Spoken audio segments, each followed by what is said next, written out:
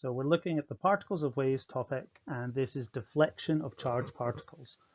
For those of you who are wanting to take notes as we go through the video, I'll put a pencil in the left-hand corner here to indicate where you might want to take notes. Key areas covered. A moving charge produces a magnetic field.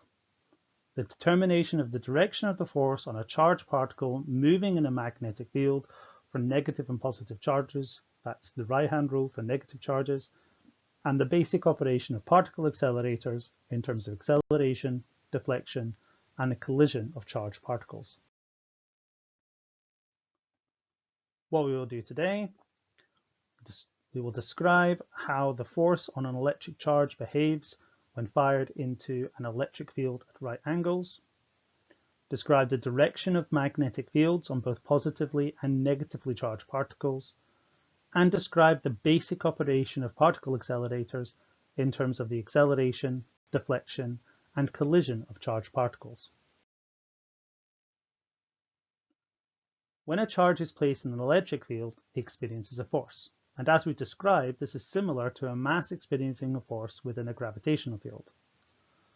When an electric field is applied to a conductor, which has free moving electrons, the electric charges in the conductor move, that is, current flows. Now, when they move, work is done in moving the charge within the field. We know this from the previous videos. Here's a question from the Revised Higher 2013. A student writes the following statements about electric fields. Statement 1, there is a force on a charged part in an electric field. It's absolutely true. Statement 2, when an electric field is applied to a conductor, the free electric charges in the conductor move. Again, this is also true. And work is done when moving a charge in an electric field. This is true also. So statements 1, 2, and 3 are all correct. In the CFE specimen paper, the first one produced, we have a similar one. A student makes the following statements about charges in electric fields. And again, all three statements are correct. An electric field applied to a conductor causes free electric charges in the conductor to move. When a charge is moved in an electric field, work is done. And an electric charge experiences a force in an electric field. So we see in these two different questions, it's the same statements, just in a different order. Now we look at the interaction between electricity and magnetism. Now, the discovery of interaction between electricity and magnetism and the resultant ability to produce movement gave rise to all that we know about electric motors, and is one of the most important developments in physics in terms of the impact on our everyday lives. Obviously, as I said, we have electric motors, but we think about all different forms of electromagnetism that we have, including electromagnetic inductance, including our speakers. When a charged particle moves, a magnetic field is generated. So charged particles moving within a conductor, or even in a surface which has been made to conduct, will generate a magnetic field. A current carrying wire, which has free moving charges moving within it, will have a magnetic field around it. But how can we show this?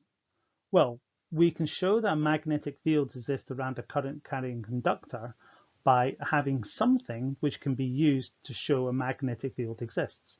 And a good example of this is a compass. So a compass works on the principle of aligning itself to the magnetic field of the Earth. We can use compasses on a board with a thick piece of wire to show the movement of charge and a DC supply. When the switch is open, there is no current flowing. All the compasses point as they should towards due north. However, when the switch is closed, the needles in the compass now move in a circular direction. So they are now moving to show the direction of the magnetic field that exists around the wire. Notice the direction of the electron flow. The electron flow is going up, and the magnetic field is moving in a circular fashion. If we change the direction of the electron flow, so now we have the electron flow moving down, we can see that the direction of the magnetic field has now reversed. So instead of going clockwise, it's now going in an anti-clockwise direction. We can tell the direction of a magnetic field by looking at something called the left-hand grip rule. So it's possible to remember the direction around a current carrying wire using the left-hand grip rule, where if you were to grip the wire, your thumb shows a direction of electron flow. So your thumb showing the direction of electron flow, the way that your fingers curl gives you an indication of the direction of the magnetic field. So we saw in the previous slide, when the electron flow was going up the way, we had a magnetic field which was going clockwise. So you're having a big thumbs up. If you're putting a thumbs down, you can see that as the electron flow is going down, the way your fingers are curling are towards an anti-clockwise direction. Now we've got to look at what will happen when a moving charge is brought into a static magnetic field. So imagine that we have a moving charge. That charge could be moving because it has been accelerated within an electric field, for example, and then we put it within a magnetic field. It interacts with that field and causes the charge to experience a force. So within an electric field, a charge placed within an electric field, it will experience a force causing it to accelerate linearly. And then when we place that same charge that's moving within an electric field within a magnetic field, it will then be deflected. And we can use simple rules to determine the direction of the force on a charged particle in a magnetic field. The first one is called the right-hand motor rule, and we use this when we're looking at the flow of electrons. So normally when we're looking at current, we imagine current as a flow of electrons. We could also look at something called convection current, and conventional current is where we're looking at the flow of positively charged particles, because an electron flow to the right is as if the positive particles are moving to the left. But it's the right-hand rule that we tend to use most in physics. In the right-hand rule, you're pointing your fingers, so your index finger is pointing out, your thumb is pointing up, and then your middle finger is moving as if it was going towards your hand. The current, field, and motion of the force are all perpendicular to each other. Your current is going to be your middle, your second finger, or what's called your central finger. The direction of the field is your forefinger or your first finger, and the motion of the force is your thumb. And we'll get examples of this, and we'll do examples of this within our tutorial. If we're looking at the movement of protons, positive charges, and this could be useful within our Large Hadron Collider accelerator, for example, we use the left-hand rule. Though really, the left-hand rule is just the opposite of the right-hand rule, except where we have our second finger, our middle finger, showing us the direction of electrons, what we could do is simply move that round so we're showing the opposite, because the direction of positive flow is the opposite of the direction of negative flow. Often we find it easier just to remember one rule, that is the right-hand rule, and adapt it towards positive charges rather than using the left-hand rule as well. So on the next slide, we've got a practice of this. So in the Revised Higher 2014 paper question 9, we have an electron entering a region of magnetic field as shown. So we've got our electron moving to the right, the magnetic field is into the page. So again, you align your fingers, so your thumb is pointing up, your first finger, your pointing finger is pointing forwards, and then your second finger is pointing out, perpendicular to that, as if it was coming towards your hand. The easiest way to do this is to align your electron flow first. So that's your middle finger. So our electron flow is going to the right, so I'm going to turn my hand upside down as if that's going to the right as well. The field, that's your first finger, is going into the page. So I'm pointing towards the page, and my thumb is now to position is going down, so towards the bottom of the page.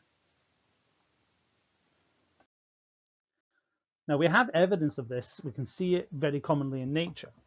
The sun produces a solar wind, which is a flow of charged particles which then can cause significant damage to life and electrical equipment. So electrical equipment can be disturbed by strong electromagnetic fields. The power of solar flares solar wind caused by solar flares changes over time, and we do have some points where there is a large amount of activity, and that causes some disruption to satellite and thus to our communications. Fortunately for us, the Earth is surrounded by a magnetic field, a magnetic field created by the movement of liquid metal within our core. That magnetic field causes us to have a natural north at the top and a south bottom, which we call the poles. And these magnetic fields, which are strongest at the poles, interact with the charged particles which are coming from the sun. So the charged particles are coming towards the Earth from the sun. They interact with the magnetic field which is surrounding our planet, and that causes the charged particles to be deflected. Now, the force produced by the magnetic field on the particles deflect them away from us, away from the poles. And this deflection of particles protects us, but also has some nice, pretty after effects, which we can see as the aurora borealis and australis, the northern and southern lights. But we can also use this in practice. In practice, we use the deflection of charged particles by magnetic fields in particle accelerators. The movement of the charged particles in an electric field is a key component of the particle accelerators. So the particles placed within an electric field are accelerated forwards. They're accelerated because work is done in moving them through the electric field. Accelerators were first invented to provide energetic particles with more energy to get them moving so that we can investigate the structure of the atomic nucleus. Essentially, what we're doing is we're accelerating something very, very fast, breaking it into something else so it breaks up and we can see the components inside. Since then, we've used it to find out lots of different other things about particle physics. Not only the particles that are inside of an atom, but also the particles and the energy interactions within it. And that's how we know a lot about our internal components, the fundamental forces, and obviously our hadrons and leptons. So the particle accelerators speed up and increase the energy beams of the particles in two different ways. First of all, they generate an electric field that accelerates the particles, and then we have a magnetic field which deflect in order to steer or focus the accelerating particles in a certain direction. Most often, a particle accelerator will contain two of these, so we are accelerating and deflecting one particle on one side, accelerating and deflecting another particle on the other side, often in a circle, and then we bring them together literally to smash them. They're called atom smashers. And that smashing process breaks the nuclei apart, allowing us to see what's inside. You being able to state the electric fields accelerate the particles and the magnetic fields deflect them is a key learning outcome within the arrangements documents for CFE Higher Physics. Within the particle accelerators, alternating current is used in order to change the direction of the force and in turn change the direction of the acceleration. That means we can use an AC supply in order to maintain a charged particle moving around in a circle. The initial particle accelerators that were formed were in great big long tunnels. However, there can be a limit to how much physical space we can take up with a tunnel within a particle accelerator. So instead we use alternating current so we can move a charged particle in a circle. And by moving it in a circle, that means we can take up far less physical space within our particle accelerators. In the next video, we'll have a look at some past paper questions concerning with the deflection of charged particles and magnetic fields, and also some particle accelerators.